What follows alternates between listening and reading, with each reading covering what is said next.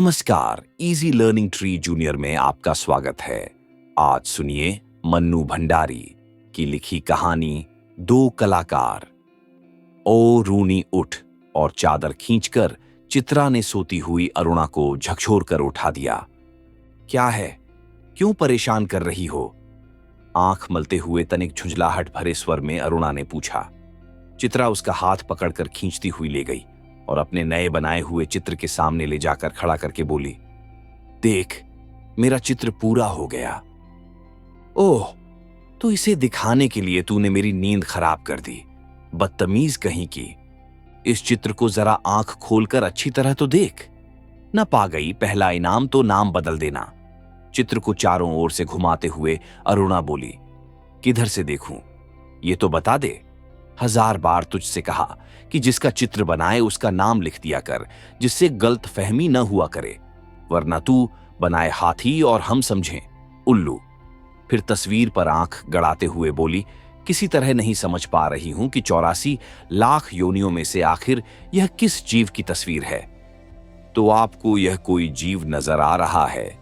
अरे जरा अच्छी तरह देख और समझने की कोशिश कर। यह क्या, इसमें तो सड़क, आदमी, ट्राम, बस, मोटर, मकान सब एक दूसरे पर चढ़ रहे हैं, मानो सबकी खिचड़ी पकाकर रख दी हो। क्या घन चक्कर बनाया है और उसने वह चित्र रख दिया? जरा सोचकर बता कि यह किसका प्रतीक है? तेरी बेवकूफी का। आई है बड़ी प्रतीक वाली। जरा सा दिमाग लगाने की कोशिश करेगी तो समझ में आ जाएगा कि यह चित्र आज की दुनिया के कंफ्यूजन का प्रतीक है। बस हाँ, थोड़ा दिमाग होना जरूरी है। चित्रा ने चुटकी ली तो अरुणा भभक उठी। मुझे तो तेरे दिमाग में कंफ्यूजन का प्रतीक नजर आ रहा है, बिना मतलब जिंदगी खराब कर रही है। और अरुणा मुंह धोने के लिए बाहर चली गई। लौटी तो देखा 3-4 बच्चे उसके कमरे के दरवाजे पर खड़े उसकी प्रतीक्षा कर रहे हैं। आते ही बोले, दीदी। सब बच्चे आकर बैठ गए। चलिए। आ गए सब बच्चे? अच्छा चलो, मैं अभी आई। बच्चे दौड़ पड़े। क्या ये बंदर पाल रखे हैं तूने भी? फिर जरा हंसकर चित्रा बोली, एक दिन तेरी पाठशाला का चित्र बनाना होगा। जरा लोगों को दिखाया ही करेंगे कि हमारी एक ऐसी मित्र साहब थीं जो सारे जमादार, दाइयों और चपरासियों के बच्चों को पढ़ा पढ़ा कर ही अपने को भारी पंडिता और समाज सेविका समझती थी। जा जा समझते हैं तो समझते हैं, तू जाकर सारी दुनिया में ढिंढोरा पीटना, हमें कोई शर्म है क्या? तेरी तरह लकीरें खींचकर तो समय बर्बाद नहीं करते। और पैर में चप्पल डालकर वह बाहर मैदान में चली गई, जहां बिना किसी आयोजन के ही एक छोटी सी पाठशाला बनी हुई थी। रात के 10 बजे थे। सारे हॉस्टल की बत्तियां नियमानुसार बुझ चुकी थीं। ऊपर के एक तल्ले पर अंधेरे में ही खुसुर फुसुर चल रही थी। रविवार के दिन तो यूं ही छुट्टी का मूड रहता है। दूसरे दिन में काफी नींद निकाल ली जाती थी, सो 10 बजे लड़कियों को किसी तरह भी नींद नहीं आती थी। तभी हॉस्टल के फाटक में जलती हुई टॉर्च लिए कोई गुस्सा अपने कमरे की खिड़की में से झांकते हुए सविता ने कहा, ठाठ तो हॉस्टल में बस अरुणा ही के हैं। रात 9 बजे लौटो, 10 बजे लौटो, कोई बंधन नहीं। हम लोग तो 10 के बाद बत्ती भी नहीं जला सकते। लौट आई अरुणा दी। आज सवेरे से ही वे बड़ी परेशान थीं। फुलिया दाई का बच्चा बड़ी बीमार था। दोपहर से वे उसी के यहां बैठी थीं। पता नहीं क्या हुआ बेचारे का। शीला ने ठंडी सांस भरते हुए कहा, तू बड़ी भक्त है अरुणा दी की। उनके जैसे गुण अपना ले, तेरी भी भक्त हो जाऊंगी। मैं कहती हूं उन्हें यही सब करना है तो कहीं और रहें। हॉस्टल में रहकर यह जो नवाबी चलाती है सो तो हमसे बर्दाश्त नहीं होती। सारी लड़कियां डरती हैं तो कुछ कहती नहीं, पर प्रिंसिपल और वार्डन तक रौब खाती हैं इनका। तभी तो सब प्रकार की छूट दे रखी है। तू भी जिस दिन हाड़ तोड़कर दूसरों के लिए यूं परिश्रम करने लग जाएगी ना, उस दिन तेरा भी सब रौब खाने लगेंगे। पर तुम्हें तो सजने संवरने से ही फुर्सत नहीं मिलती, दूसरों के लिए क्या खाक काम करोगी? अच्छा चल, अपना लेक्चर अपने पास रख। अरुणा अपने कमरे में घुसी तो बहुत ही धीरे से, जिससे चित्रा की नींद न खराब हो। पर चित्रा जग ही रही थी। दोपहर से अरुणा बिना खाए पिए बाहर थी उसे नींद कैसे आती भला? मैस से उसका खाना लाकर उसे मेज पर ढक कर रख दिया था। अरुणा के आते ही वह उठ बैठी और पूछा, बड़ी देर लग गई, क्या हुआ रूनी? वह बच्चा नहीं बचा चित्रा, किसी तरह उसे नहीं बचा सके। और उसका स्वर किसी गहरे दुख में डूब गया। चित्रा ने माचिस लेकर लैंप जलाया और स्टोव जलाने लगी खाना गर्म करने के लिए। तभी अरुणा ने कहा, रहने दे चित्रा, मैं खाऊंगी नहीं, मुझे जरा भी भूख नहीं है। और उसकी आंखें फिर छलछला आईं। चित्रा ने कहा, जो होना था सो हो गया, अब भूखे रहने से क्या होगा, थोड़ा बहुत खा ले। नहीं चित्रा, अब रहने दे, बस तू लैंप बुझा दे। उसके बाद 2-3 दिन तक अरुणा बहुत ही उदास रही, लेकिन समय के साथ साथ यह गम भी जाता रहा और सब काम ज्यों का त्यों चलने लगा। 4 बजते ही कॉलेज से सारी लड़कियां लौट आईं, पर अरुणा नहीं लौटी। चित्रा चाय के लिए उसकी प्रतीक्षा कर रही थी। पता नहीं कहां कहां अटक जाती है, बस इसके पीछे बैठे रहा करो। अरे क्यों बड़बड़ कर रही है, ले मैं आ गई, चल बना चाय। तेरे मनोज की चिट्ठी आई है। कहां? तूने तो पढ़ ही ली होगी फाड़कर। चल हट, ऐसी बोर चिट्ठियां पढ़ने का फालतू समय किसके पास है? तुम्हारी चिट्ठियों में रहता ही क्या है जो कोई पढ़े? बड़े बड़े आदर्श की बातें, मानो खत न हुआ लेक्चर हुआ। अच्छा अच्छा, तू लिखा करना रस भरी चिट्ठियां, हमें तो वह सब आता नहीं। वह लिफाफा फाड़कर पत्र पढ़ने लगी। जब उसका पत्र समाप्त हो गया तो चित्रा बोली, आज पिताजी का भी पत्र आया है, लिखा है, जैसे ही यहाँ का कोर्स समाप्त हो जाए मैं विदेश जा सकती हूँ। मैं जानती थी पिताजी कभी मना नहीं करेंगे। हाँ भाई, धनी पिता की इकलौती बिटिया ठहरी, तेरी इच्छा कभी टाली जा सकती है। पर सच कहती हूँ, मुझे तो यह सारी कला इतनी निरर्थक लगती है, इतनी बेमतलब लगती है कि बता नहीं सकती। किस काम की ऐसी कला जो आदमी को आदमी न रहने दे? तो तू मुझे आदमी नहीं समझती क्यों? तुझे दुनिया से कोई मतलब नहीं, दूसरों से कोई मतलब नहीं, बस 24 घंटे अपने रंग और तूलियों में डूबी रहती है। दुनिया में बड़ी से बड़ी घटना घट जाए, पर यदि उनमें तेरे चित्र के लिए कोई आइडिया न हो तो तेरे लिए वह घटना कोई महत्व नहीं रखती। बस हर घड़ी, हर जगह और हर चीज में से तू अपने चित्रों के लिए मॉडल खोजा करती है। मेरी इस लगन को देखकर ही तो गुरुजी कहते हैं कि वह समय दूर नहीं जब हिंदुस्तान के कोने कोने में मेरी शोहरत गूंज उठेगी। अमृता शेरगिल की तरह मेरा भी नाम गूंज उठे, बस यही तमन्ना है। कागज पर इन निर्जीव चित्रों को बनाने के बजाय 2-4 की जिंदगी क्यों नहीं बना देती? तेरे पास सामर्थ्य है, साधन है। वह काम तो तेरे और मनोज के लिए छोड़ दिया है।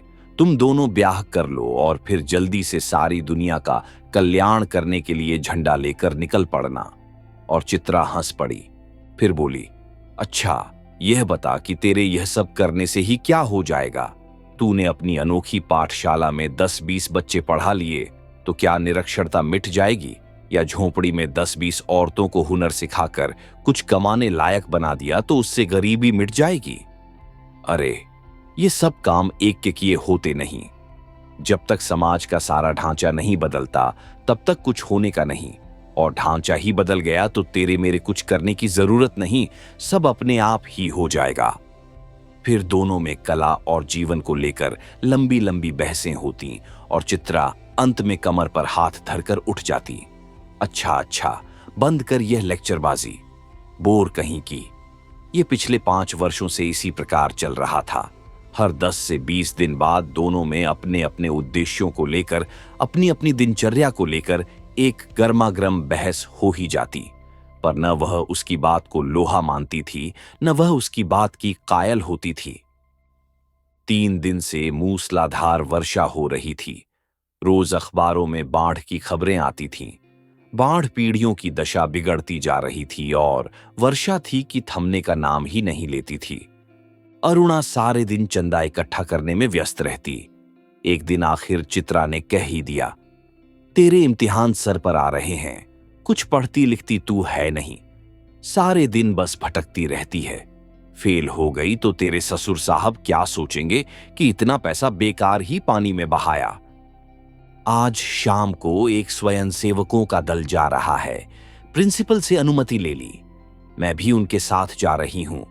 चित्रा की बात को बिना सुने उसने कहा। शाम को अरुणा चली गई। 15 दिन बाद वह लौटी तो उसकी हालत काफी खस्ता हो रही थी। सूरत ऐसी निकल आई थी कि मानो 6 महीने से बीमार हो। चित्रा उस समय अपने गुरुदेव के पास गई हुई थी। अरुणा नहा धोकर खा पी कर लेटने लगी। तभी उसकी नजर चित्रा के नए चित्रों की ओर गई। 3 चित्र बने रखे थे। तीनों बाढ़ के चित्र थे। जो दृश्य वह अपनी आंखों से देखकर आ रही थी, वैसे ही दृश्य यहां भी अंकित थे। उसका मन जाने कैसा कैसा हो गया। वहां लोगों के जीने के लाले पड़ रहे हैं और उसमें भी इसे चित्रकारी ही सूझती हैं। और न जाने कितनी बातें सोचते सोचते वह सो गई। शाम को चित्रा तो अरुणा को देखकर बड़ी प्रसन्न हुई। गनीमत है, तू लौट आई। मैं तो सोच रही थी कि कहीं तू बाढ़ पीड़ितों की सेवा करती ही रह जाए और मैं जाने से पहले तुझसे मिल भी ना पाऊं। क्यों, तेरा जाने का तय हो गया? हाँ, अगले बुध को मैं घर जाऊंगी और बस 1 सप्ताह बाद हिंदुस्तान की सीमा के बाहर पहुंच जाऊंगी। उल्लास उसके स्वर में छलका पड़ा रहा था। सच कह रही है, तू चली जाएगी चित्रा। 6 साल से तेरे साथ रहते रहते यह बात ही मैं तो भूल गई कि हमको अलग भी होना पड़ेगा। तू चली जाएगी तो मैं कैसे रहूंगी?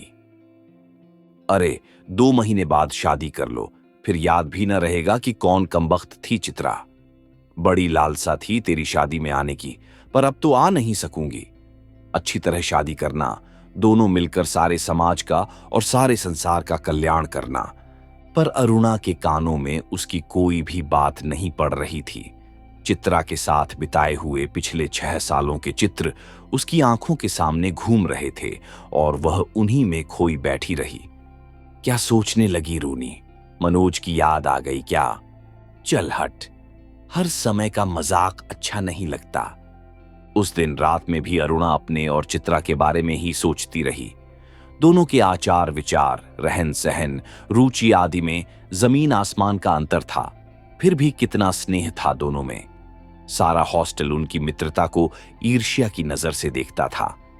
जब उसके बीए के इम्तिहान थे तो चित्रा कितना ख्याल रखती थी उसका। वह अक्सर चित्रा को डांट दिया करती थी, पर कभी उसने बुरा नहीं माना। यही चित्रा अब चली जाएगी बहुत बहुत दूर। ये 2 महीने भी कैसे निकालेगी? और यही सब सोचते सोचते उसे नींद आ गई। आज चित्रा को जाना था। हॉस्टल से उसे बड़ी शानदार विदाई मिली थी। अरुणा सवेरे से ही उसका सारा सामान ठीक कर रही थी। एक एक करके चित्रा सबसे मिल गई। बस गुरुजी के घर की तरफ चल पड़ी। 3 बज गए, पर वह लौटी नहीं। अरुणा उसका सारा काम समाप्त करके उसकी राह देख रही थी। और भी कई लड़कियां वहां जमा थीं। कुछ बार बार आकर पूछ जाती थीं, चित्रा लौटी या नहीं? 5 बजे की गाड़ी से वह जाने वाली है। अरुणा ने सोचा वह खुद जाकर देख आए कि आखिर बात क्या हो गई। तभी हड़बड़ाती सी चित्रा ने प्रवेश किया। बड़ी देर हो गई ना? अरे क्या करूं, बस कुछ ऐसा हो गया कि रुकना ही पड़ा। आखिर क्या हो गया ऐसा जो रुकना ही पड़ा? सुने तो। 2-3 कंठ एक साथ बोले। गर्ग स्टोर के सामने पेड़ के नीचे अक्सर एक भिखारिनी बैठी रहा करती थी ना।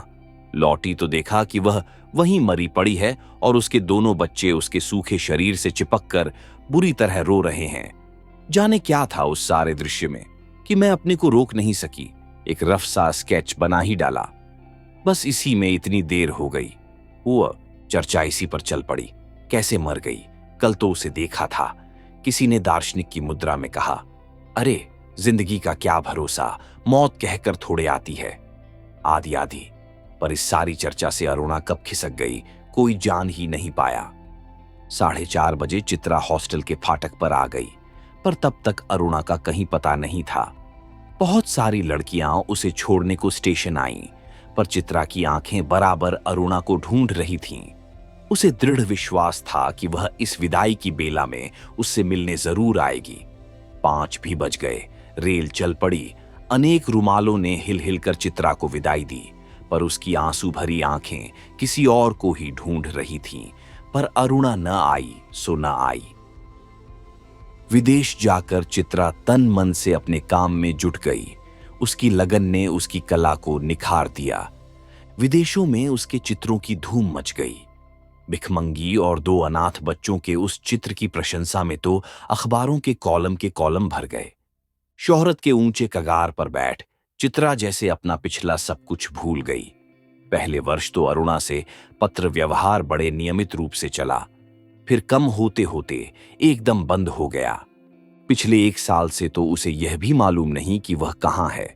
नई कल्पनाएं और नए नए विचार उसे नवीन सृजन की प्रेरणा देते और वह उन्हीं में खोई रहती। उसके चित्रों की प्रदर्शनियां होती। अनेक प्रतियोगिताओं में उसका अनाथ शीर्षक वाला चित्र प्रथम पुरस्कार पा चुका था। जाने क्या था उस चित्र में, जो देखता वही चकित रह जाता। दुख, दारिद्र्य और करुणा जैसे साकार हो उठे थे। 3 साल बाद जब वह भारत लौटी तो बड़ा स्वागत हुआ उसका। पिता अपनी इकलौती बिटिया की इस कामयाबी पर गदगद थे। समझ नहीं पा रहे थे कि उसे कहां उठाए, कहां बिठाएं।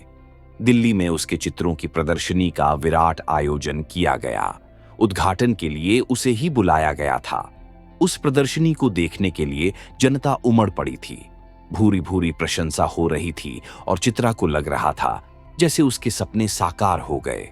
उस भीड़ भाड़ में अचानक उसकी भेंट अरुणा से हो गई। रूनी कहकर वह भीड़ की उपस्थिति को भूलकर अरुणा के गले से लिपट गई। तुझे कब से चित्र देखने का शौक हो गया रूनी? चित्रों का नहीं, चित्रा को देखने आई थी। तू तो एकदम भूल ही गई। ये बच्चे किसके हैं? 2 प्यारे से बच्चे अरुणा से सटे खड़े थे। लड़के की उम्र कोई 8 साल की होगी शायद, और लड़की 5 के आसपास की होगी। मेरे बच्चे हैं? और किसके? ये तुम्हारी चित्रा मौसी है। नमस्ते करो अपनी मासी को, अरुणा ने आदेश दिया।